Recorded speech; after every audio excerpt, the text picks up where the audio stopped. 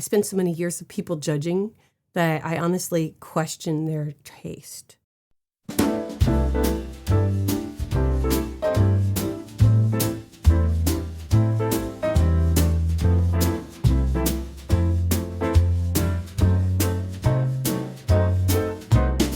Welcome, all you Vickas and Tots. It's time for another episode of the Cozy Quilt Cinema.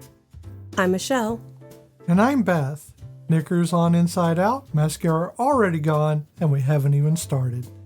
Every week, Michelle and I curl up on the couch, watch a movie, and then we carry it into the studio and pull it apart like Miss Marple, who already knows exactly what happened and simply needs you to catch up.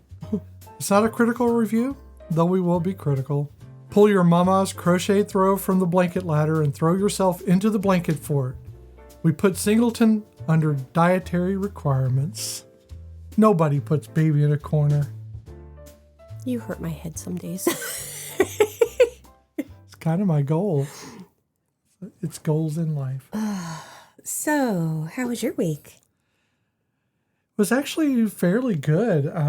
We were both getting over illnesses, so it's that afterglow of I'm not sick right now. Yeah, I actually got really bad poison ivy last week, and it has been horrendous, and it's on the back of my fucking neck. So, that's fun. And yes, Kat is being obnoxious already. So, yeah, no, I've had a scratchy red neck all week. You really have.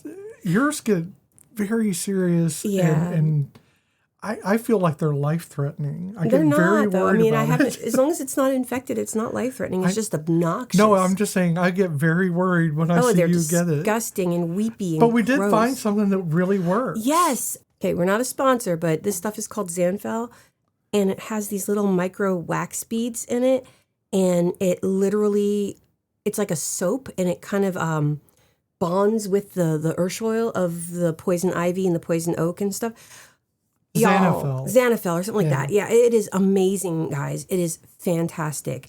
And trust me, I have never had poison ivy clean up so quickly. It's been a week, and it's just right now just a redness. If we'd used that right when you got it, it wouldn't have been an issue. It would not have blistered. It would not have been disgusting. But we found out about it a little bit after the fact. But it's okay. It's amazing. And we bought extra just so we can have it in the house because I do get poison ivy. It is bad. Not inexpensive. Oh, no. This stuff's not cheap. But it is so worth having, especially if you are like me and you don't just get a small amount of poison ivy. You get a small amount that turns into a huge blistering mass on your body. This will be the third time I have had this happen to me. And unfortunately, it took 3 times and over 40 years to figure out how to fix it. And that's how long it took me to figure out how to change a flat tire. See, that didn't take me that long, but that's okay. It should have. It's very complicated. How many lugs are there? How tight are you supposed to make? No, I'm joking. All right, so what are we watching? Okay, so this is our special episode for somebody who had requested this months and months ago, and we have kept notes on it. Happy birthday, Nicole. Happy birthday. The day that you guys are listening to this, it will literally be her birthday. And, well, May 18th, I had to think about that because I forgot what month we were in for a second. And we are doing Bridget Jones' Diary. So we hope you have a fantastic birthday, Nicole, and enjoy our craziness. Yeah, I hope we don't ruin your birthday. Or your movie. I don't think we will. I think it's going to be good. It's going to be a good episode. I got some issues. We got the things. But we got good things and bad things. Oh, definitely. And I think that's how life should be. Mm-hmm. So let me do a little summary about this movie. And I got to really stop saying so. I love how you announce that you're going to do the summary. I love to announce what I'm going to do. Because I am walking now. I'm walking here. Don't do that. Please, no, don't do that. Go ahead and give the summary, if you would. Okay. The summary. The summary? The summary. Okay. Should I do it with my bad British accent? You should. You should do it with the bad British accent. Okay. Oh, wait. Do it with a Cockney accent. I can't do that. I can't tell you what accent it is, but I think it might do it with Welsh. It might be Welsh. I Do a have no Welsh idea. accent. I can't promise it's a Welsh accent. Just do something. We'll I'll just do say something, and we'll see what happens, and y'all can decide if what it is. I'm going to okay? decide where it's from, what region it's from. I might have to try to switch it in between. It'll be fun. Go ahead. Bridget works for a publishing company and is looking for love. She meets Mark at a family party, thinks that he's a twat, hooks up with the boss, who is a twat. She keeps meeting Mark, and they both fall in love. The end. That is a very good summary. It's very summarized. I enjoyed that. It was very... It's the conciseness I enjoy. And I really think the bad British accent really worked. I think it did. I mean...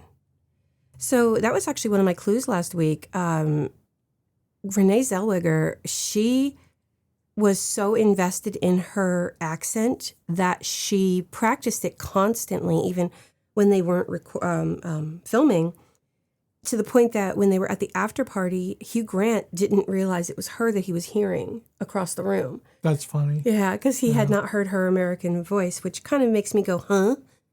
Because, dude, it's Renee. She's been in other movies before. He doesn't watch American I stuff. know, that's true. He's far too busy doing high-end movies in Britain. Yeah, I really do have to stop saying so. I can't stop it. I don't know why. I don't know. It's my segue word. It's and I don't crutch. know. It is. It's better than saying, which is my normal go-to. True, you've just substituted one for another. Hey, it's better than saying, Only slightly. Bridget Jones' Diary is 2001, and it was directed by Sharon Maguire. And really, did I blank on writing anything down about Sharon Maguire? I think I might have blanked on that one. I focused on the writer, so I think I blanked on that one. But she did Bridget Jones' Diary, obviously, and Bridget Jones' Baby, and Incendiary. Oh, okay. Incendiary. Yeah, like I said, I just think I jumped off the gun on her. That's okay. Now, this was written by and co-written by, screenplay written by Helen Fielding, who basically wrote everything Bridget Jones. Well, that's true. She did Bridget Jones' Diary, which was in 1996. That's the novel. Mm-hmm. And Bridget Jones, The Edge of Reason, another novel in 2004. And Cause Celeb, which is a novel written in 1994. Okay. So that is the original source. Yes. And then we have Andrew Davies, who did, obviously, Bridget Jones, and he also did House of Cards. True. But he also did Pride and Prejudice, the 1995. That one. That Darcy. That's the one he did. Mm-hmm. And Middlemarch. So you know that Mark Darcy is a nod to Mr. Darcy because of Colin Firth. I am aware.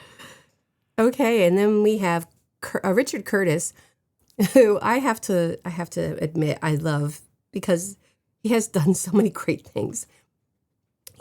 He did The Vicar of Dibley, all Vicar of Dibley, and he did Yesterday, which I have yet to see, but I really want to. It is on my book movies I want to see.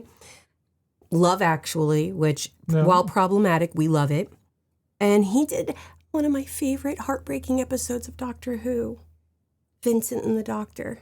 Oh yeah. I am that one makes me cry every time at the end when he's hearing how much people love him. Okay. Well, he also did 4 Weddings and a Funeral. Yes, he did. And Notting Hill. Uh-huh. And he seems to like Hugh Grant a lot. He's just a man standing in front of Hugh Grant, asking him to please pull up his pants. Oh, Hugh.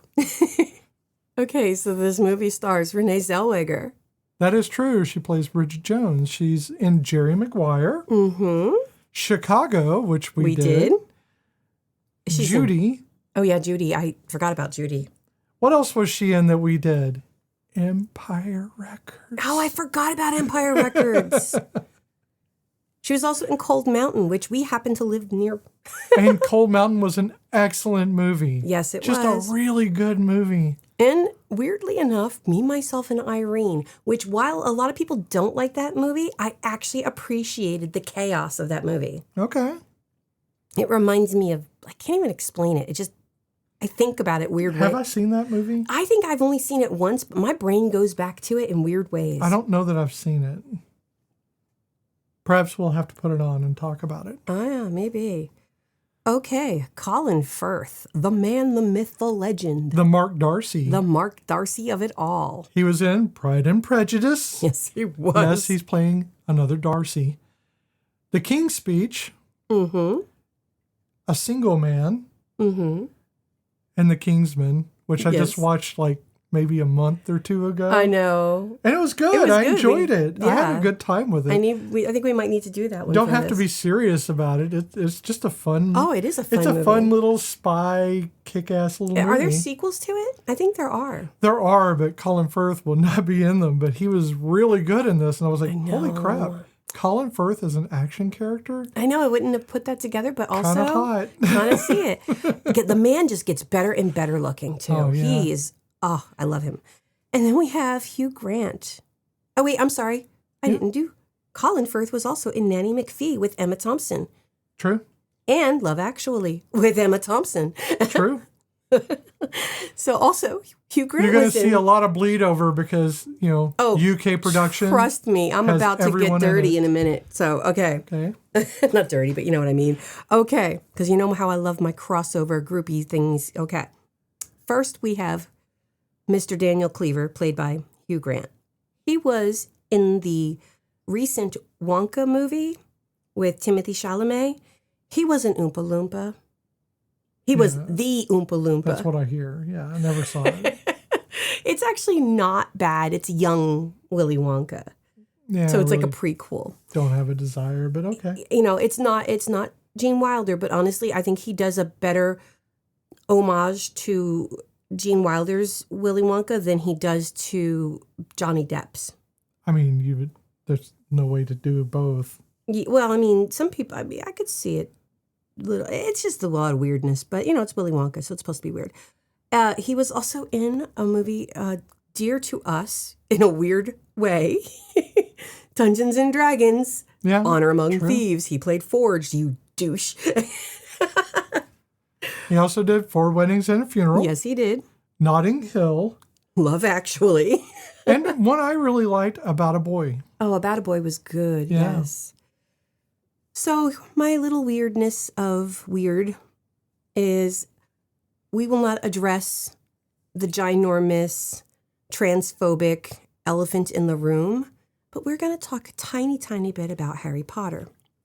This movie also has Gemma Jones, who plays Bridget's mom, Jim Broadbent, who plays her dad, and Shirley Henderson, who plays her friend Jude. Gemma Jones played Madame Pomfrey. Jim Broadbent played Professor Slughorn, and Shirley Henderson played an extremely inappropriately aged Moaning Myrtle. I love Shirley Henderson a lot. Oh my gosh, if you ever get a chance to watch Shakespeare Reloaded, I think is what it's called, and they reimagine a bunch of Shakespeare plays, she does Taming of the Shrew, and it's perfect. And I love her, but Moaning Myrtle was a weird choice. She's got the voice for it, and they did try to make her look like a child, but she was in her 30s and she's perving on a teen, and it's weird. A little bit. Little bit. So Gemma Jones also did Sense and Sensibility, Vera Drake, and The Theory of Everything. Mm-hmm. And if we want to go to Jim Broadbent, who played Colin Jones, Bridget's dad, he was in Moulin Rouge. Yes, he was. He's in a lot of things. Jim Broadbent's been... Yeah, and he was also in Iris, which was an Oscar win for Best Supporting Actor. So I had to bring that up because I like, and we already have like the 1001 overlapping Love Actuallys. I figured I'd bring in the overlapping Well, Harry let's talk Potters. about Shirley Henderson real quick because Okay. she also did a few other films that are pretty yeah. big. Train Spotting and Godsford Park. Yes.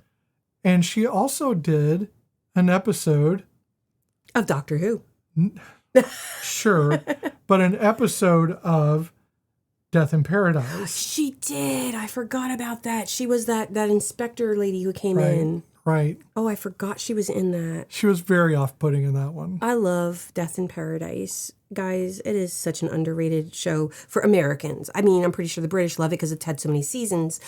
But as Americans, not many Americans know about it. And I really feel like you should watch it. We've watched it multiple times. Yes. We still cry when Richard dies. Yeah. I mean, it's, oh, God, it kills me. Because I hate it. I really love, and I understand why the actor had to leave. And we have the ongoing joke. Oh, yeah. Death in Paradise, you get the murder. But then you get the da-da-da-da, the music. Then you get the fun music right after. So it helps you. Yes. It helps you with the pain. Yeah. And there's so many great characters. I love Catherine.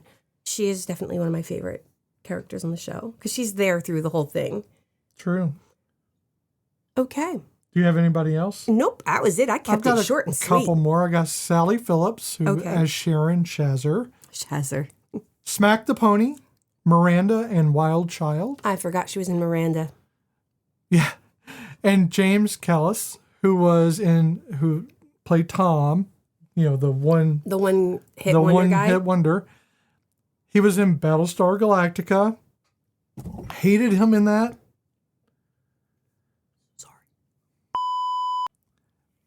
Hated him in that, but that's because he did a good job. He's also in Bridget Jones' The Edge of Reason, and he was in Eureka, the TV show. Who was he in Eureka?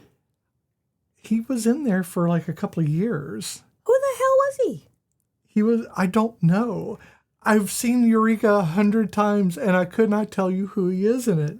I just don't know. I don't know where to place him in it. Did they give you a character name? I can look at.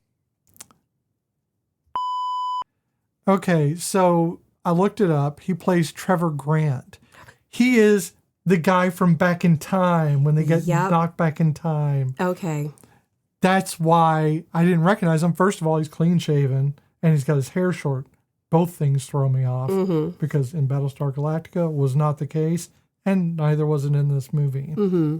No, now I remember. Okay, yeah. Yeah. Wow. That's why, because it was like a real shark jump for Eureka, Yeah. Wasn't my favorite part. I like the first season. I'm a first season. Oh, yeah. I'm a first season girl. I like the first season of things. Mm-hmm. Sometimes I like the second season. Like Parks and Rec, second season was much better. Oh, definitely. Third season, even better. Yeah. But for some reason, like the first season is what I get attached to emotionally. Oh, yeah. I mean, and I'm like that with Supernatural. The first season is not my favorite, but I kind of muddle. Actually, the first few seasons are not my favorite. It's really when the angels come that shit kicks in. And it's not because of Misha. It's because the angels bring a whole other dynamic to the show that I think. A whole lot of assholes all at once. Oh, my God. But it gives the show more depth instead of just Creature of the Week. Where, yeah, for a while, even though there's that Although I kind of like the Creature of the Week. There's something to be said for Creature of the Week. Well, I mean, they never truly... Buffy was that way. Well, they never truly lose that either. And Buffy was like that. They didn't lose the Creature of the Week. But I think having those back plots are usually thicker. They gave arcs. Yeah. They gave arcs other than just looking for dad, which got boring. Which got very boring because John is a piece of shit. Sorry, John, but you're a piece of shit. He doesn't care. John Winchester. Even if he's really wouldn't care because he's kind of a dick. Yeah, well. Right. So I did that for you. How did you feel about Bridget Jones when you first watched it? Okay, well, let's go down that rabbit hole, Michelle. I am a huge Brit file. At least I was. I mean, not saying that I'm any less now, but I am one of those, roll your eyes, Brits. I know, just roll your eyes at me. But I am one of those Americans who finds your country fascinating. I would live there in a heartbeat if I could. I love everything about your country, but I've always felt that way. Not everything about your country because, as screwed up as we are, you guys are screwed up too, but that's okay. Not as bad as us, but you got your issues. We all do. But I love the culture of the UK, not just Britain. I love Scotland. I love Ireland. I love Wales. I love and my love of these things, yes, it stems from the books I've read and the TV shows I've watched. So Bridget Jones was just feeding into all of my British love. And I like, Renée Zellweger. I loved her movies before any of this. And so when I saw the advertisements, the trailers for it, I was like, oh, okay, this looks like a fun movie. And I was really into rom-coms at the time. And of course, Colin Firth will always get a pass, and so will Hugh Grant. So it was like, to me, the perfect storm. And I wanted to see this movie, and I loved it. I loved, because the person... It's called Anglophile. Anglophile. I knew what it was. I just couldn't remember. Well, you know the what? word. I kept wanting to say a Brit picker, and I'm like, no, that's the people who would read my stories when I used to write fan fiction and put the Brit stuff in it for me. Those were our Brit pickers. So I'm like, I knew that wasn't the right word. So yes, Anglophile. I wouldn't even call myself an Anglophile because I don't think I know that much about it. I know a lot, but I don't know enough about the culture, and especially after of recent years. I have lost that obsession to it. I've kind of been going into my my Chinese dramas, and that has been another problem of mine. But whatever. At least I won't try to do the accent because that would be disrespectful, completely disrespectful. Sure. At least I'm in my bloodline. I have, if I wanted to be that American as well, I have the British. But I loved I could feel for her in 2001. As per usual, guys, I was going through some shit. And so that the love story of her finding him, and, they bumped heads, and just wanting to find that person, even though she hooks up with the despicable, what's his face, Daniel, it was still a movie I could relate to that wanting to find that happily ever after. So I loved it. I still care a lot about this movie. While rewatching it after many, many years, I did find some issues, but that's, again, trying to look through it with a modern lens. At that time, I did enjoy this movie immensely and loved it to pieces. So how did it make you feel? It's very hard because this is always going to be a factor in my life. Looking back at my life, I have to remember what it was like to be me with a mask on. And that is very hard to do. Yeah. I mean, try to imagine, being, in a closet when you were a kid, and it'd be very traumatic. You've blurred a lot of things out. Mm-hmm. And I'm trying to remember what it was like to pretend to be a guy who watched this movie. Yeah, while I can't understand that aspect of it, do. I can only relate to, I know I hid who I was for years, but not in the same sense. Mine was more of trying to conform to the expectations of the people I was trying to bring, get to find approval of me. Yeah, yours guess what? Was hiding. That's the same thing. Well, then I guess I understand it a lot more than I realized. It is. It's just about the context of it. Yeah. I mean, while you were trying to do it for other reasons, I was doing it for my own reason. Yeah. And I was trying to hide who I was and try to seem like I was, quote unquote, normal for them. Mm-hmm. And doing that messes you up because you have to remember what it was like to wear that mask. Mm-hmm. Every time we wake up in the morning, we put on a mask. Yes. Whether it's a mask of your face and you're smiling, or a mask of your face and you're unhappy, or a mask of something else. You put on a mask for the emotional suit you're going to wear that day. And for trans people, we put on a thicker mask. And we try to hide more than just our emotions and more than just how we're feeling. A lot of times we're just hiding ourselves. Mm-hmm. So the mask isn't different. It's just thicker. Yeah. And it's more than just the veil. And for this kind of situation, it is very hard to remember what it was like. But I do know that even identifying with Bridget Jones was too dangerous for me. Yeah, no, I can imagine that. So for my whole thing, it wasn't about identifying with Bridget Jones because I didn't want to identify with Bridget. I was trying so hard not to. I was trying so hard to be what everybody wanted me to be. So I was identifying with Darcy. Okay, with Mark, yeah. Yeah, I was looking at it because Bridget Jones, it's in the name, it's her diary, and yet I was supplanting all of my emotions, all my fears, all my wants into Mark Darcy. Yeah. And given that, aspect of it, I saw it as a movie of conclusion in which Mark attained what he sought. Okay. Yeah. He got the girl. He fell in love. And I remember the story differently than it actually is. I really romanticized Mark's projection, Mark's character through the movie as being more involved, but he is not. No. He's so the men are so ancillary to the character and to the movie itself. As they should be. As it should be. But nostalgia is a mindfuck. Oh, no, it is. And I'm, again, when you're trying to push this narrative for yourself, it just makes it very hard to go, well, this was Bridget Jones's movie, because it wasn't for me at the time. I'm telling you, it's a much richer tale now that I understand and now that I see it from her perspective, and we can talk about that later. But how I felt romantic, but not enthralled with the movie. I will say that. Yeah. And that's how I felt the first time I watched it.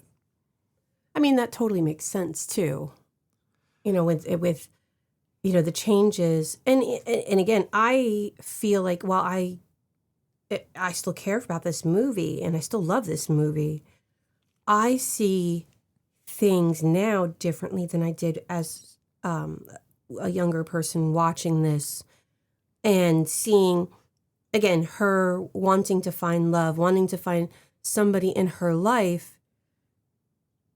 And I related to that because I was in a relationship. In 2001, I was pregnant with my third baby, but I was unhappy.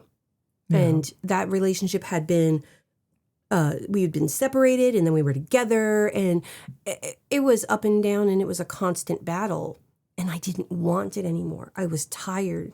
I wanted better. And so, and it's so funny how I went from wanting that to when I finally walked away from that relationship, not getting involved with anybody for years and years and years and years, because I was not going to have a revolving door of people who either could possibly, and this is at the extreme, could possibly hurt my children, but I also didn't want my children to get attached to somebody and then me not want to stay with them. Sure, the children are obviously going to be a factor. Yeah, so, but you know what? It's not always the case. So for you. For me, it was a huge thing because, again, I grew up with that. I'm not trying to diss my mom or anything, but she had relationships, and they weren't weekly. These were long-term relationships, and we grew attached to these men. Well, we're informed by our childhoods, yeah. And I had the same thing. My mom had the revolving door, which was great for her. I always felt good for her to be able to be that strong of a person that could have these relationships and not be tied to this one person because she was in the relationship of some kind. Mm-hmm. She was able to do her thing just like men could. Oh, yeah. And I was always very proud of her for that. But I didn't like the fact that I had to deal with them. Oh, God, no. I mean, keep them out of the house or, whatever you want to do, but don't let me get attached to them. I think the greatest thing my mom did with my stepdad is they stayed in their own houses for a very long time. And honestly, I could be wrong, but I don't think he was even living with us when they got engaged. Maybe he was. I don't remember because, again, I was young. But it was a good relationship because of that. And it's so funny because I look back at them and it always makes me laugh because I remember he called her up one time and she was like, "Oh, you're cleaning the tub and you thought of me." And I remember also my parents were watching the movie, oh God, what was it called? It's with Peter O'Toole. Can't think of the name of the movie. But regardless, at the end of the movie, it's called Creator. That's it. It's called Creator. And it had Peter O'Toole in it. And at the end of the movie, it's really, really sad. Well, my mom had a migraine. And my stepdad thought my mom was dying of a brain tumor, which, again, is very prominent in the movie. It's, they were very, very sweet together. And, again, I think that was the best thing for my mother at that time was to have that ability to build a relationship before it became a live-in situation where too many of her former boyfriends, they moved in with us really quickly. Yeah. And I did. I got attached to a few of them. A few of them I just could not stand when they even just looked at me. But regardless.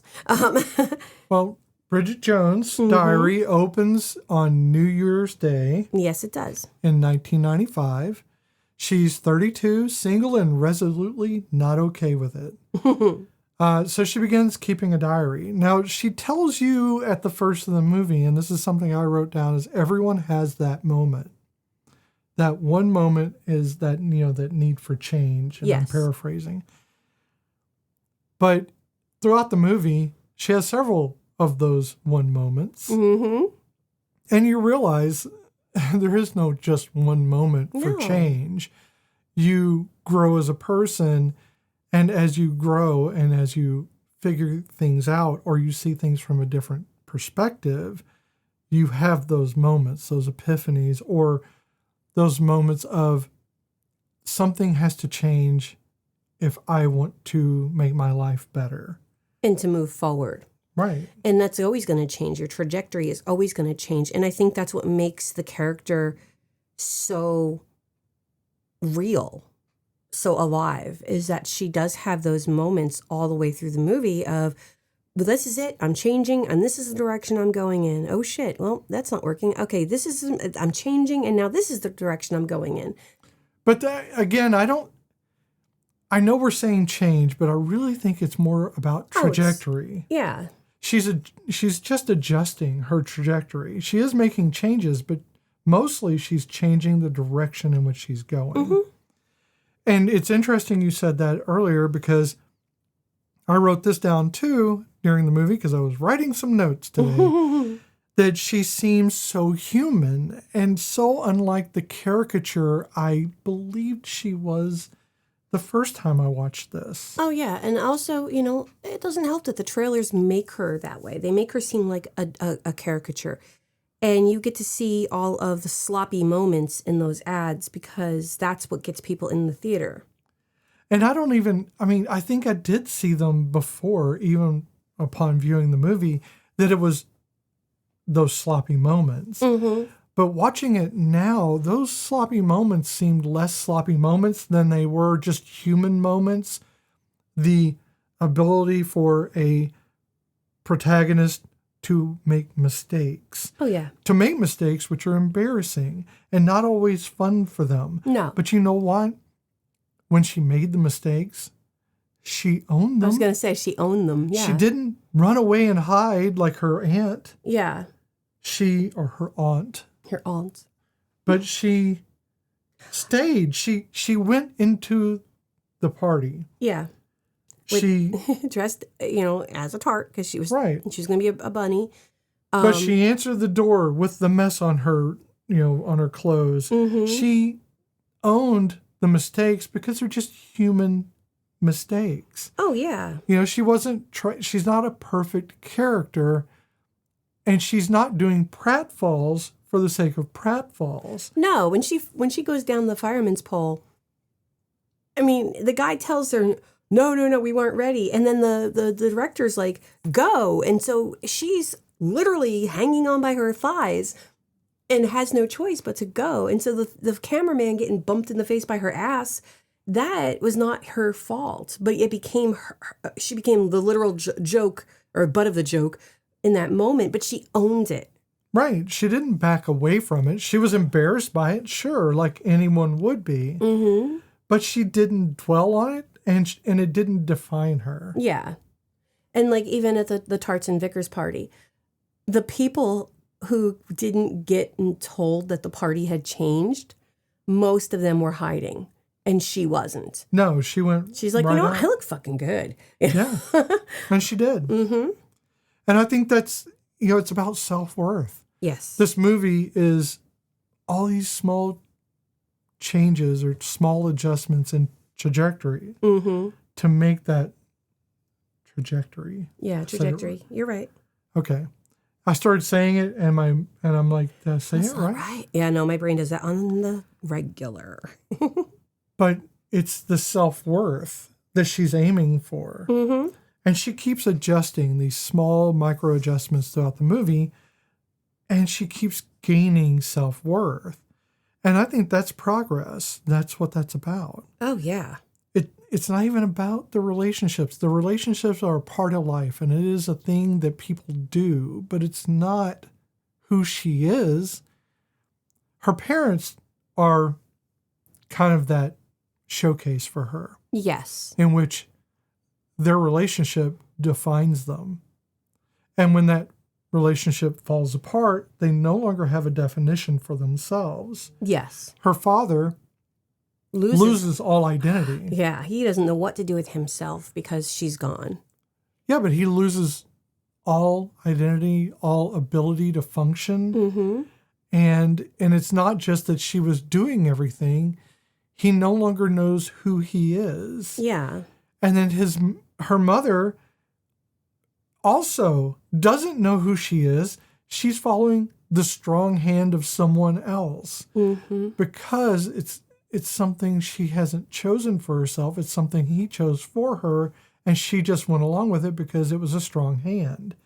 And that happens. And again, I can relate to that aspect of it as well, because I know in my last marriage, I did not know who I was. It goes back to that whole, I kept changing who I was to suit the in-laws, to suit the people around me so I could get their approval.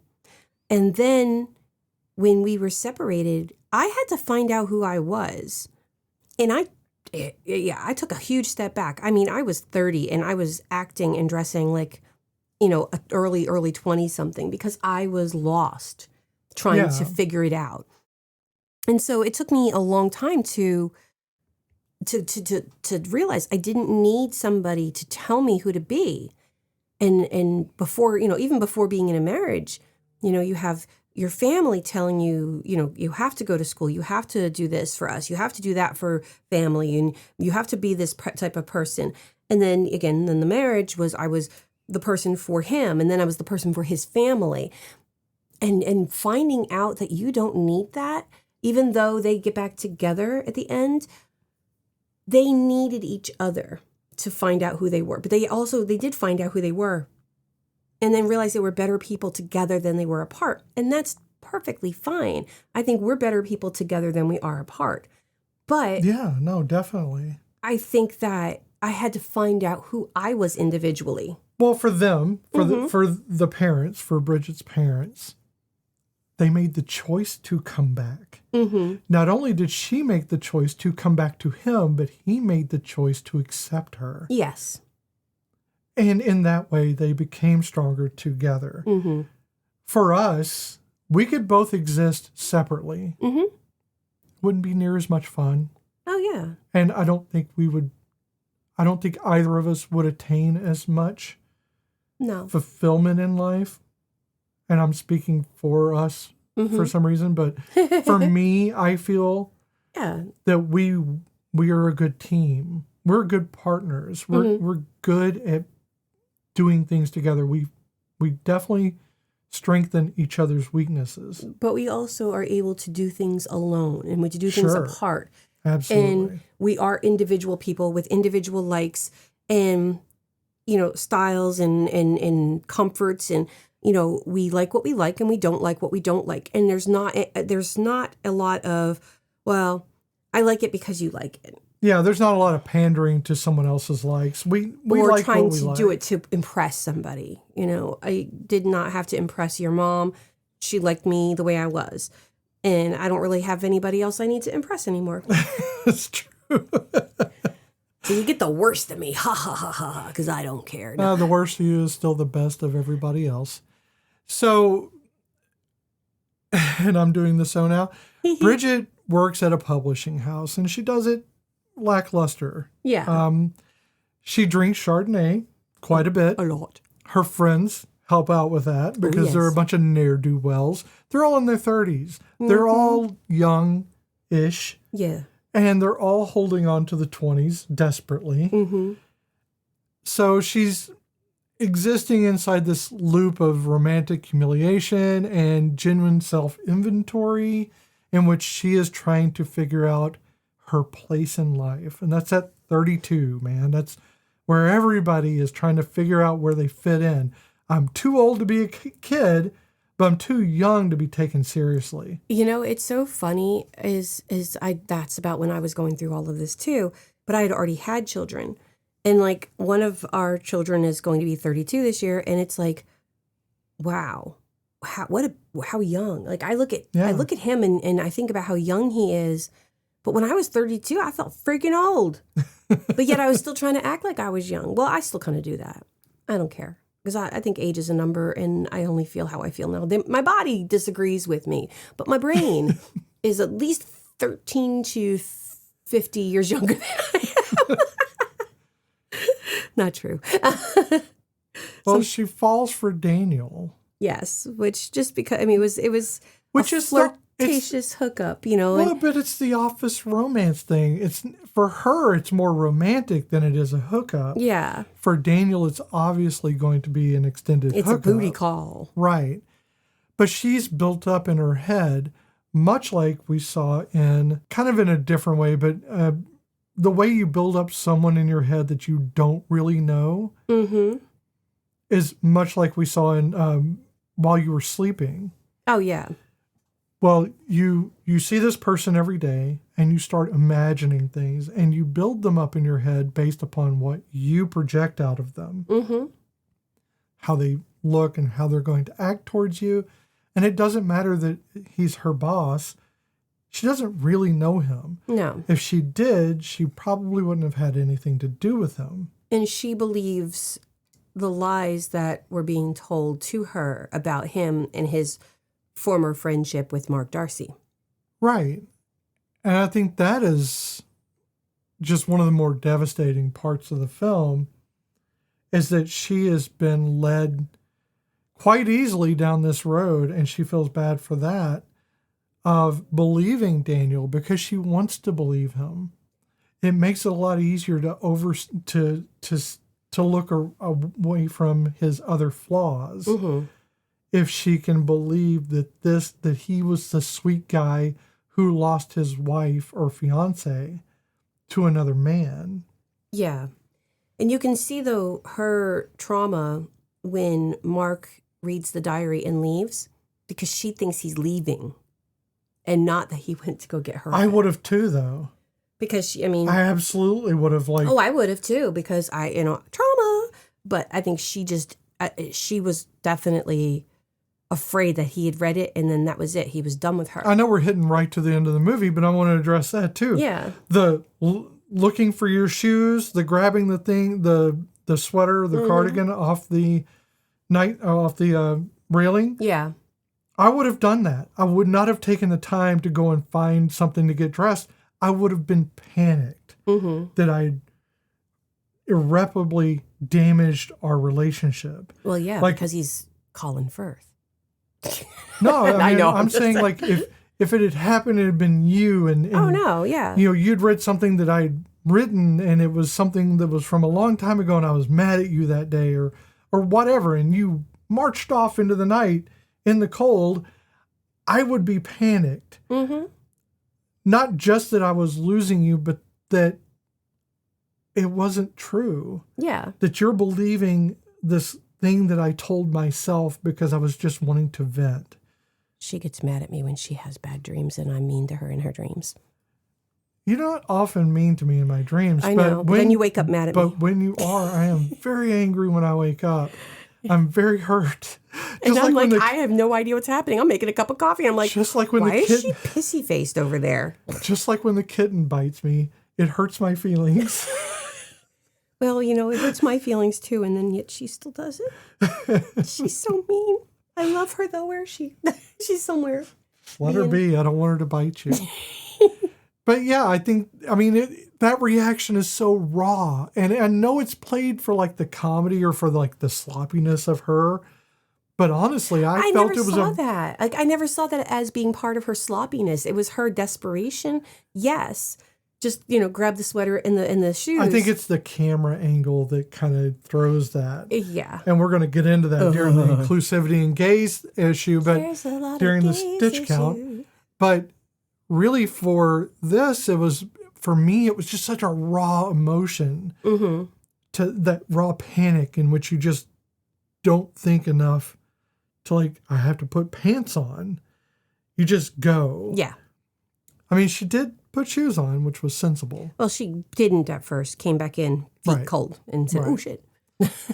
But, we follow Bridget throughout this movie, and we see her embarrassing times, but we also see those times where she achieves. Oh, yeah, where she's on top, yeah. I mean, she has to go through the motions like everyone else. She doesn't start at the top. She keeps having to work her way up from working in the publishing house to working for television. Mm-hmm. And not one of the great areas of television, definitely one of the lower end. Mm-hmm.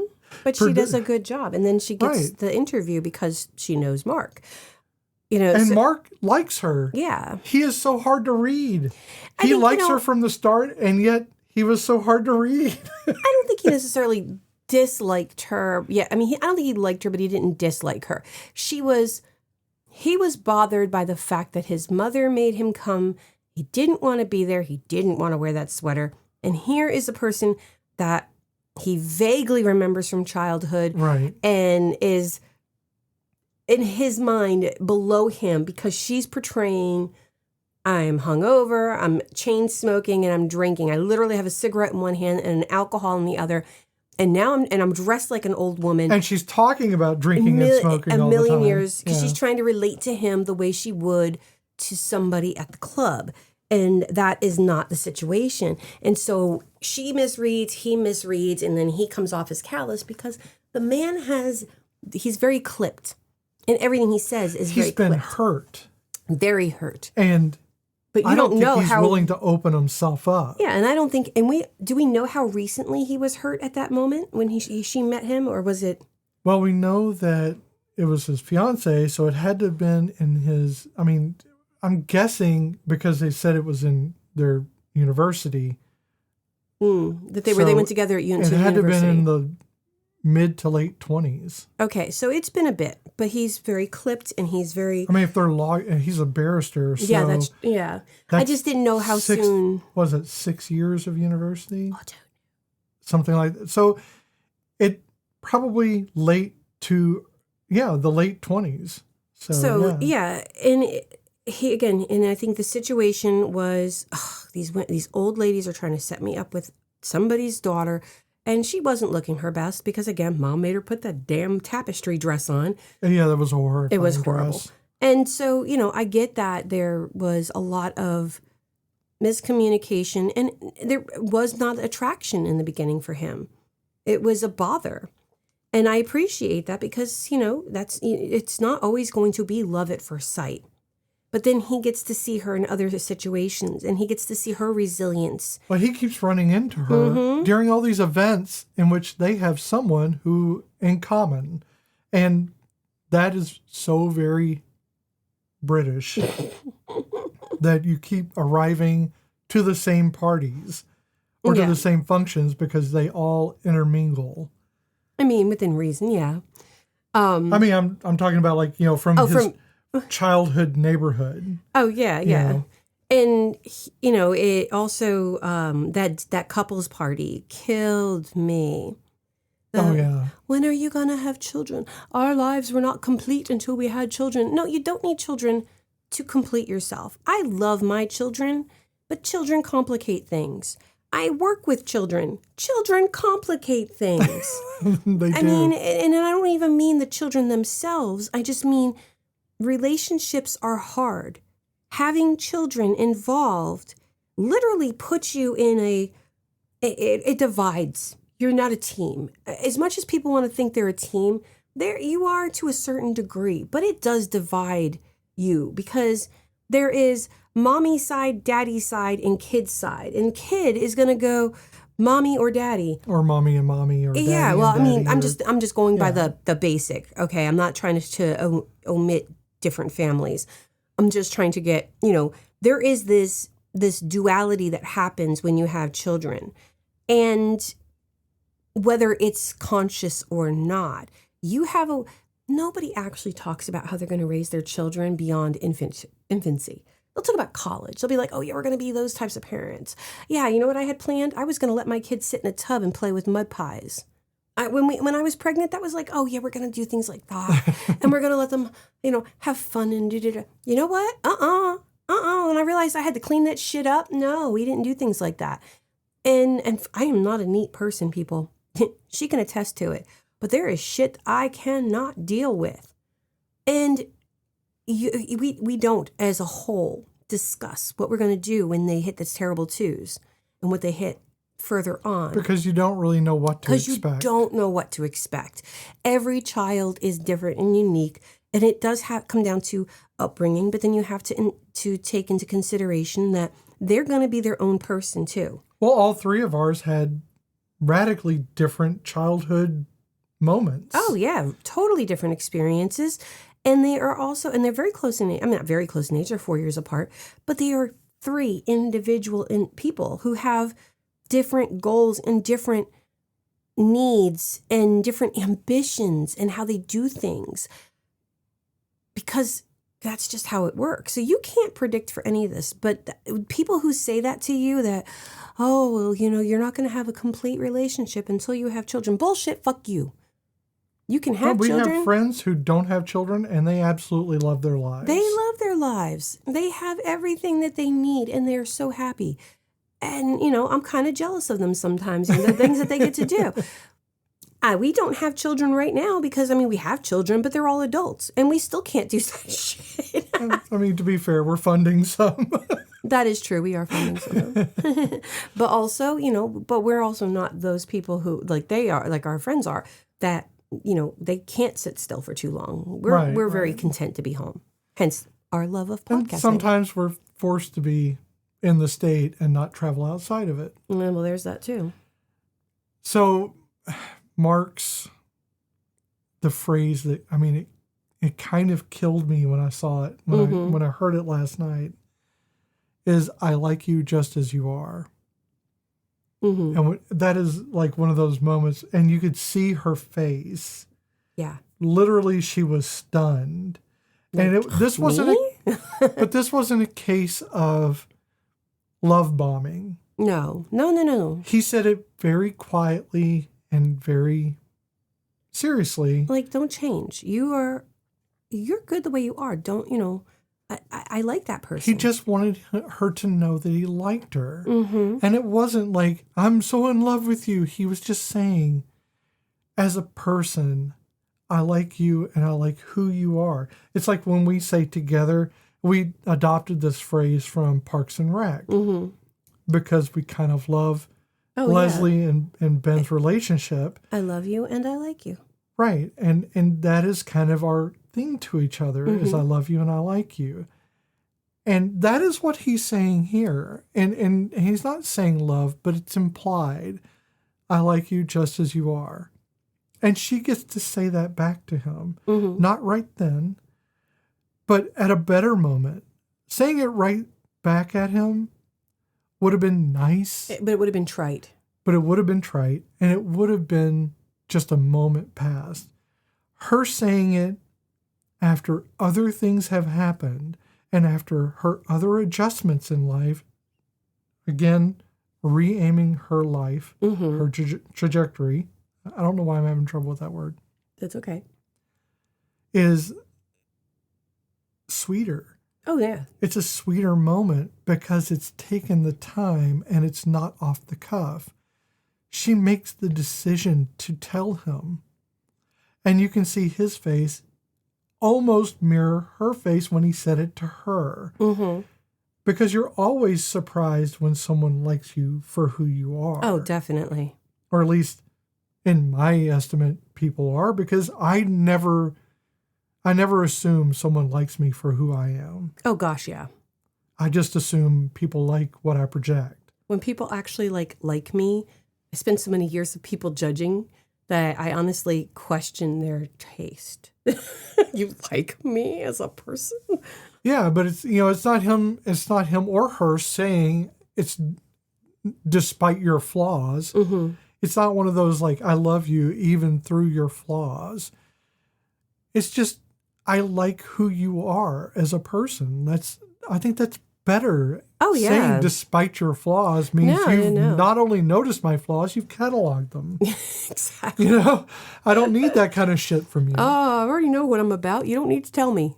But the general, I like you as you are, it's comforting because it means, yes, they know, they see, but they're okay with that. And to have that is definitely a comfort to one's soul, really, because, again, it really helped for me knowing that you didn't care. And you have been with me through a few of my personality changes when it comes to finding out who I am. So it is definitely knowing that, it's okay. It's okay. You're not telling me, you're not pointing it out. Well, I know that you're blah, blah, blah, blah, blah. Yeah, like you said, it's not categorizing. It's a general comforting blanket of just acceptance. I'm okay. I'm okay. Yeah. I can do this. And it's accepting yourself. Yes. But I think what I like about this film is it takes so long to get there. Oh, yeah, yeah. It's a full on almost 90-something minutes before you feel the weight of that sentence hit you. In the fan fiction world, we call this a slow burn. It is. I mean, it's a slow burn, but I think the movie progresses so much. Oh, yeah, because it's very action. That you forget. Not action-packed, but you know what I mean. You forget Mark is there. You kind of do in between. But Mark comes up. Mm-hmm. He shows up. He's mentioned. He keeps showing up. He keeps being mentioned. It's not a destiny because it's not their destiny to be together. Mm-hmm. It's their choice to be together. But they are continually brought up to each other mm-hmm. in these small ways. And I liken it to the red sweater theory. If you're going about your day, you don't notice it until mm-hmm. someone mentions or points out the red sweater. And suddenly you start seeing the red sweater everywhere. Yeah. So you see someone wearing a red sweater, you see it on television, you see it here, you see it there. That's how I liken her seeing Mark or hearing about Mark. He's on her mind. Mm-hmm. And so she is going to encounter him more in some way. This movie has it has one of two greatest fight scenes, I think. Because, okay, not greatest fight scenes. And I'm excluding the fight scene. There's action-packed fight scenes, don't get me wrong. There are great fight scenes. There's a great fight scene in the movie Equilibrium. Oh, yeah. That is an amazing fight scene. If y'all don't know... It's a great movie. Well, yeah. But if you don't know Potter Puppet Pals... oh, God, I can't think of his name. But the kid who did Potter Puppet Pals, he put music to... I think he's in his 40s now. Yeah, probably. But he put music to that fight. It was chef's kiss. Okay. Regardless, there are a few great fights in this world that are not action-packed fights, but they are... Honest fights. And hot as hell. One of them, I know I said two, but I just now remembered another one. One of them is Jack Harkness and John Hart in that scene in Torchwood Oh, yeah. When he comes up to him, gives him a kiss, and then beats the shit out of each other to that Blur song. I'm loving you, but I'm hitting you. Yeah. Well, another one that I feel is another sexy fight is obviously in this movie, Hugh Grant and Colin Firth. But the number one sexy fight, and y'all can fight me over this one, and it won't be sexy. Iron Man, Thor, and America's ass. Oh, in Civil War? Mm-hmm. Oh, that was a good fight scene. No, not in Civil War. I think it's in the very first Avengers movie when the first time they meet Thor. So not the serious fight. Not the serious one. The one in the woods on the mountain. Yeah, putting the hammer down. Yeah. See, that fight there to me is the sexy fight. Okay. Yeah. Because that was when you first... I don't see that as sexy, but okay. I mean, well, it's not the fight itself that's sexy. It's the three men involved. Okay. And again, Thor, Iron Man, and America's ass. Okay. But yes, this one is up there on the two very good-looking men beating the shit out of each other. And honestly, Colin gets the best, like that last crack. Colin's got this thing of well, let's say Mark. Mark, yes. Mark has got it, yeah. Punches down into his face every single... It doesn't punch sideways. No, he... Bam! All the way. He punches down. From the up, down. So it looks like he's doing like the Thor hammer every single time. Yes.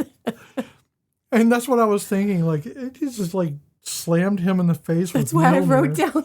That was what reminded me of it. And I'm like, I remember that fight because my friend and we had seen the movie and we talked about that fight the most. Funny moment during the fight is when they stopped to sing Happy Birthday. Yes, in the Greek restaurant. Because they bring in, and nobody, like the cake, I'm surprised it survived as long as it did. So. Yeah, but it didn't do the atypical, like, destroy the cake. Oh, and yeah, fight no. When and, he gets thrown and you're thinking, oh, God, he's going right into that cake. Nope, they went out the window through the plate glass. And you're thinking, yeah, cake's done for now. Oh, no, it was the glass window. And I'm like, yeah, y'all are paying for that bitch. In fact, you said that right when it happened. Y'all are paying for that. I'm like, what? Because no one cares. Well, all I kept thinking of is the cost of replacing the window for that poor restaurant didn't deserve any of that. And I was thinking that's such an overreaction to go through the plate glass window. Oh, totally an overreaction. I mean, it wasn't that big of. No one aims for the window. That in real life, no one aims for the window. And those windows usually don't shatter. You usually bounce off them. Or if they shatter, you cut yourself to ribbons, and you all have to go to the emergency room. Yes. Yeah. Don't do that. Don't try to go through the plate glass window. It's a bad idea. But how do you feel about this movie now? Now I have a different perspective. Mm-hmm. And I think it's not a forced perspective, which is kind of funny because... Haha, forced perspective. That's movie talk. But no, I think I enjoyed this movie, I think, for the first time. It was an okay movie before, and it was hard to parse out how I felt, mainly because I was aimed at the wrong protagonist. Yes. Because it was a supporting character. I think this time with Bridget Jones, I'm able to see not just her vulnerabilities, but also her strengths, her strength of character, also her failings of character that are very human. She's not a caricature. She is a breathing human person with thoughts and feelings. And those moments of vulnerability, they highlight her responses to them. Mm-hmm. And her responses are done with strength of character and with, while not class all the time, a lot of times they're done with dignity. Yes. And I think that even though her butt is getting a lot of face time in the movie, that to me, this is an ideal version of a romantic lead. Mm-hmm. She is not the one sought after all the time, but everyone has their moments of being in in the light of someone else's gaze. Yes. And I think that for her, this movie is that highlight. And I really enjoyed the film more. I like it more. And I think that I don't think it's a romantic film. I think it's a work in progress film. Yeah. I think it's one in which you didn't attain someone else, you attained yourself. Mm-hmm. The kiss at the end, that's fine, but I don't think that was the highlight of the whole movie. No, I agree with you on that one. How did you feel? So part of me still loves this movie. Will never not. There's that part of me that does look at certain scenes and I'm like, and it's mostly in the beginning that, girl, you don't need somebody. You don't need somebody to be strong. You don't need somebody. But I understand the loneliness of it. And I have to accept that she's lonely and that is why she wants the relationship. I don't think she believes that she needs a man to complete her. And that is what I think sets Bridget Jones aside from a lot of movies that are romantic comedies, where these girls, in a lot of cases, believe that they need that person so they can be better, whether they say it outright or not. And she's not doing that. She just wants that companionship. Because even when she's hooked up with Daniel, she's still herself. Right. She's not somebody else for him, per se. She's very childlike, that's what Bridget is like. I do know that I did have issues with that, like when we were watching it just, the other day, I kept thinking, oh God, I forgot about this and I forgot. But really it comes down to she is still a strong female character. Yeah. I'm trying to not think about the sequels because I think she does lose some of that. I feel like all the strength that Bridget gains in the first movie definitely gets lost because we keep re-looping back. And I haven't seen anything. I've only seen the second one, and I haven't seen the third and the future fourth one. I'm not even sure if it's come out yet or not, but I don't want to think about those. I want to just, kind of like focus on what I know of her for this. And I do think that she is a strong female character. She has her foibles. She has her issues, but I kind of want to smack her though, because I know she's only 5'4", but she's 136 pounds. Girl, I wish I was that chunky. I am not 5'4", and I still wish I was that chunky. Because on my frame, that would be friggin' skinny as heck. I can't believe I used to be 124. I was anorexic looking. And you do know she gained and lost that weight. She gained that weight and then lost it a year later for Chicago. Yeah. It was only 20 to 25 pounds. Bless that soul. Oh, because I can barely lose that going on, 2 years now? But yes, this movie is still very, very much in my heart, and I do care for it a lot. And I will recommend it again to anybody. All right, it is time for the stitch count. We're going to run this film through a weaving machine, and we're going to count those stitches and make sure that we have a whole damn blanket. And maybe we won't, and it falls apart when we hang it out to dry. Okay. We're going to use the Castellini test, the gaze and inclusivity, and the Tremors gold standard.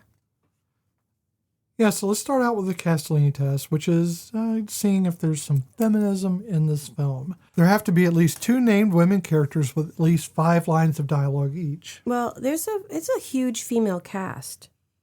And sure. I think the women outnumber the men, and every female character is named, and they all have conversations.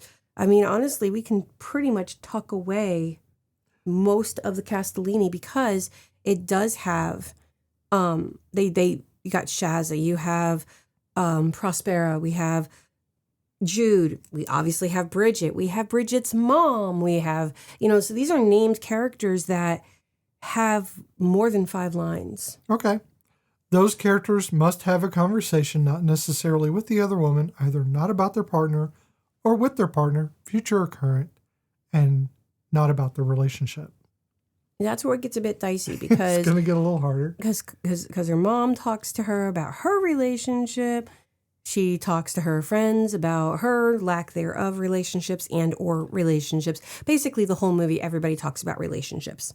Except for maybe her job interview. It's not always about the relationships. The friends are talking about other things as well. Oh, they take her to Paris. Well, they're going to take her to Paris. Yeah, but they're talking about other things. Her That's job, true. stuff like that. Talking about your life is not just talking about a relationship. Nope, you're right. At least one of the women has to be integral to the plot, meaning that if she were written out of the film, it could not reach the same ending. Well, whose diary is this? It is Bridget's. So it's going to get the full Castellini points. Castellini passes. Yes. So now let's talk about the inclusivity and gaze, which is 4 points possible. And each one of these is a score of either 0 or 1. It's an on or off situation. Mm-hmm. Racial diversity with agency, not just background. Ooh. No. Yeah, horrible. The UK is extremely diverse. There are people of many colors and backgrounds. So I'm going to say 0. Yeah, Salman Rushdie notwithstanding, there's very few non-white people in the film. And he was in it as a favor to, I think, one of the writers. Yeah. And, so I'm going to say, 0 on that. Yeah. LGBTQ presence that isn't a punchline or a tragedy. Is not Mark. God, I forgot his name. Tom? Tom. Is he? Tom. He's not a punchline. He's not a punchline. No. And he's unapologetic about who he is. He is fairly unapologetic. It's his career, which is the punchline. I think that's about the only LGBTQ presence in the film that we know of, yes. But it's not a punchline or a tragedy, so we'll just accept that.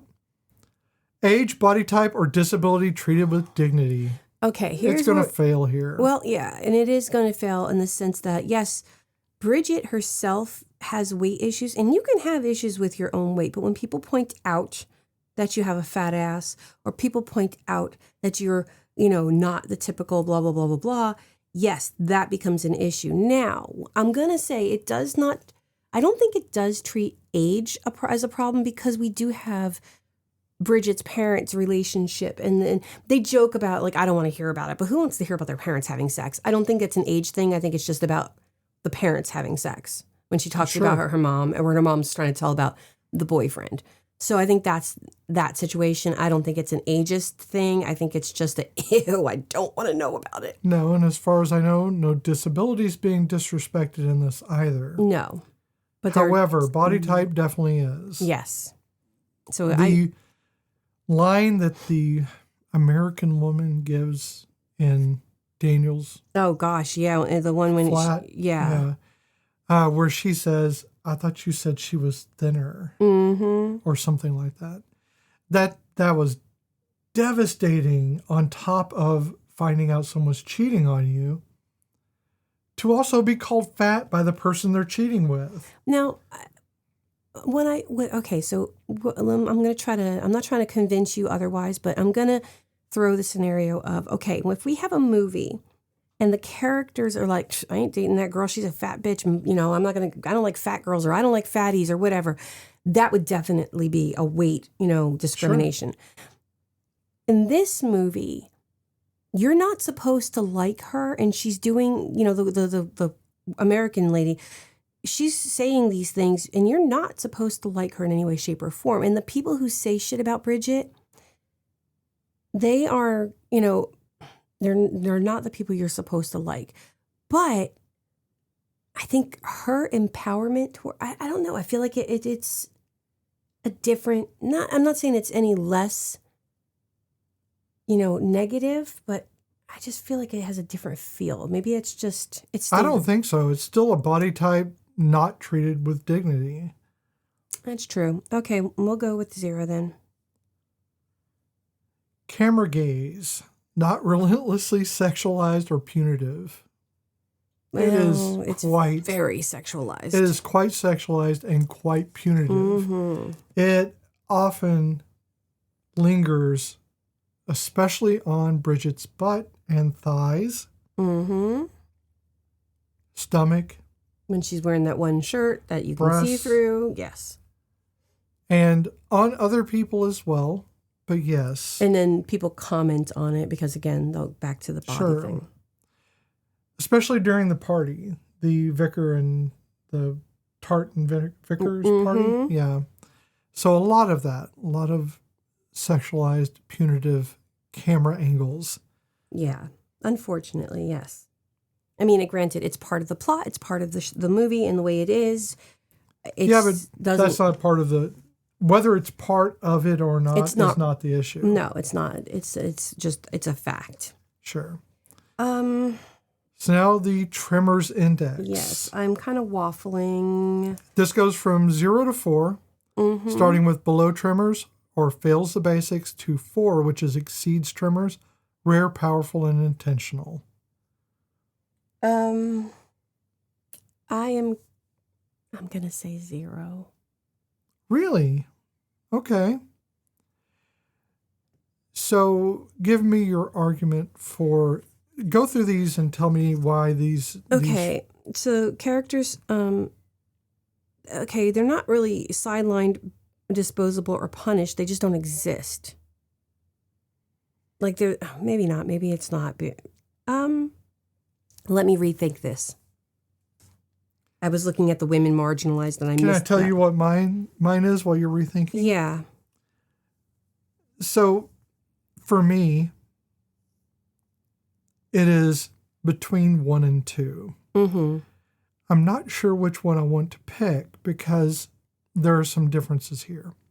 Number 1 is some inclusive instincts but uneven follow-through. Characters show skill, but authority still defaults to the usual suspects. And progress, but with friction, is kind of the entire point of Bridget Jones' Diary. Mm-hmm. But also we have 2, which is diverse characters are allowed to be good at things. She is good at things. She is. And so is her friend Tom. Right. Survival and problem solving matter more than ego. And her ego is not often the issue. Mm-hmm. No one is diminished to make someone else look cool is obviously not true. So there's this point between 1 and 2 that I don't know where to place it. I'm going to probably land on 2. So because it's more of that than it is of the other. So the reason why I had originally said 0 is, again, I was skipping the first point, which is characters are sidelined, disposable, or punished for incompetence. I wasn't looking at that. I was looking at women, marginalized characters, or outsiders exist to motivate others, which is not true either. This is what happens when I don't pre-think this through. That's okay. And I do it on the spot. We're having a discussion. I do it on the spot. Unfortunately, sometimes I realize I just kind of glance at it and pick the first thing, and then I'm like, So, yeah, there are some inclusive instincts, and they are uneven follow-through. But no, not really, though, because, again, even though Tom is the only gay character, he's not excluded. There's no uneven follow-through. He is who he is. And again, the butt of the joke with him is, yes, I'm that guy who had the one hit, and yes. And that's the only joke that you have. It has nothing to do with his sexuality. But the inclusivity here in this context isn't about LGBTQ. No, it's also about her. It's about just inclusivity in general. Yes, so it's about, her being heavy or just anybody. But see, there's not anybody of disability, so that's kind of hard to put as a full inclusivity. But if there were, I don't think they would be excluded. Right. Because the group of people, the friends and everything, they are inclusive. So I don't think that if that wasn't a factor in that world, it wouldn't be a factor. I think it's more personality-driven group than it is anything else. Yes. And they are allowed to be good at things. Oh, I'm torn with you as well. I mean, the ego part, it comes down to Daniel's the one with the ego. So I actually think I'm rethinking everything I have said so far. And I actually think that this is Tremors level 3 gold standard. Really? Okay. Competence is distributed across gender, age, class, and personality. Nobody is made to feel bad about who they are based on gender, class, age, or personality. The people who make fun of them are supposed to be the bad guys. And they don't make fun of them to the point of detriment of those characters. People may talk shit about Bridget, but she still perseveres and she still comes out on top. She still does the things she needs to do to survive. Okay. Again, we still have the age, with the class, with her parents. They are older, and yet they're still having the same problems that you think of in a younger relationship. There's never, it doesn't get brought up about that. Women make critical decisions without comment or apology. Bridget makes decisions, and she doesn't apologize for her decisions, even if they don't work out. She goes with it. It happens. Shit happens. My ass is now on TV. It happened. The narrative assumes equality and moves on. The narrative isn't picking at anybody less. The only person who is kind of seen as less is Daniel, and that's because Daniel makes himself as less. In the beginning, you don't see that. You just see kind of a smarmy boss who flirts, but he's not seen as less, even if he is in the end. But nobody is really seen as less. They're all capable of being better. Okay, maybe the guy who sells jewelry, but that's beside the point. Or the uncle. Well, he's a pig. I know. But he's supposed to be seen as less because he's a pig. This isn't about supposed to be. No, but... So stop factoring that. I know, but again, that is the character. It's not done. It's not done where we have a character who is obviously got intelligence and is treated like less. Yeah, I'm not the arguing Thelma. the point. I'm just saying don't use... The character's written that way is the reason. Well, I call it, to me, it's like the Thelma, Thelma is smart, but is always treated less. Sure. And nobody is treated less than what they really are. I'm not arguing that point. Okay, and then survival requires competence, not dominance. Cooperation. Cooperation, sorry, not dominance. And it's true. Her friends they rally together. They are going to cheer her up. They're also going to leave her on the concrete after they drive away. Well, she hadn't, but they realized that's equity. It is equity, and it's and that's because her boo showed up, and they were like, we're out of here, peace, So no, that I'm going to stick with 3. Okay. I think 3 works. I'm not trying to overdo it. I honestly think in my head 3. I mean, could it be more diverse? Yes. Again, this isn't about diversity. This is about these levels that we've assigned. Mm-hmm. Do I see that there's some wiggle room in this? Sure. Each one of these you're making a good case for it. I think I just didn't see it that way, but I'm not going to begrudge the 3. I think it's close enough to where everything else would just be pedantic for me to try to get it to 2. Okay. And I'm not looking to get it to 2. No. So we're going to say it is 3, that it's a Tremors level gold standard. Mm-hmm. And that means it's pretty good. So tell us, what is the stitch count? Well, Bridget Jones isn't falling apart with this wash, but it's not going to hold together if it keeps going. 5 out of 9.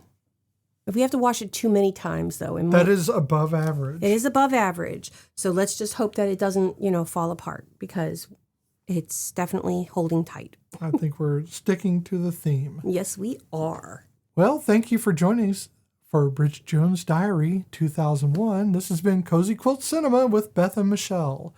We loved having you with us because honestly, nobody should have to do this alone, which is rather the point. There you are, just living your life, singing into a wooden spoon in your pajamas at full volume, and suddenly something in this film catches you completely off guard and won't let go. The wanting to be known, the fear that you've left it too late, the way that you keep going anyway. It's inspirational, really.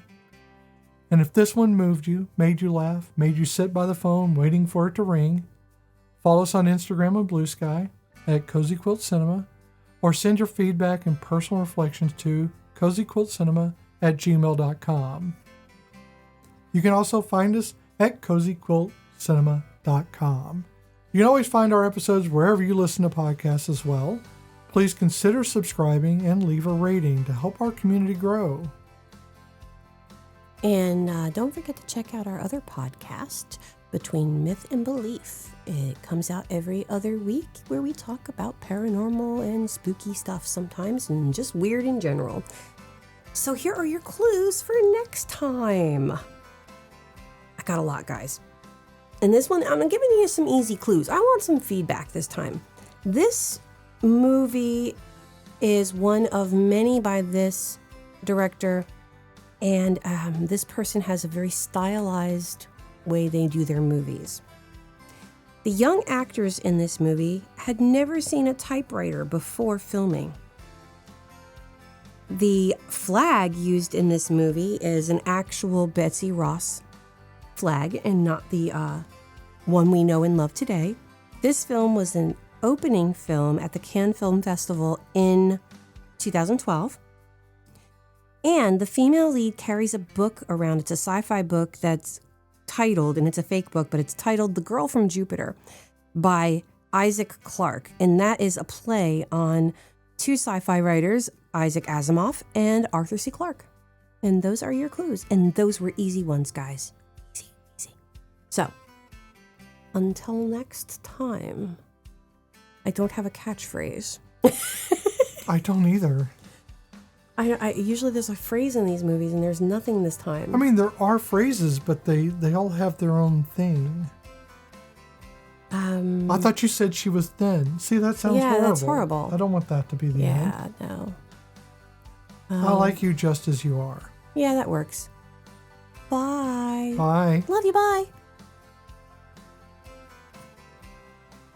What? Well, I just think you should know that, you know, there are lots of prospects here for a talented Daniel, person. we... Yeah, just give me a minute, will you, Simon? Thanks. Right here, boss man. Lots of prospects for a person who, you know, perhaps for personal reasons has been slightly overlooked professionally. Thank you, Daniel. That is very good to know. But if staying here means working within 10 yards of you, frankly, I'd rather have a job wiping Saddam Hussein's arse.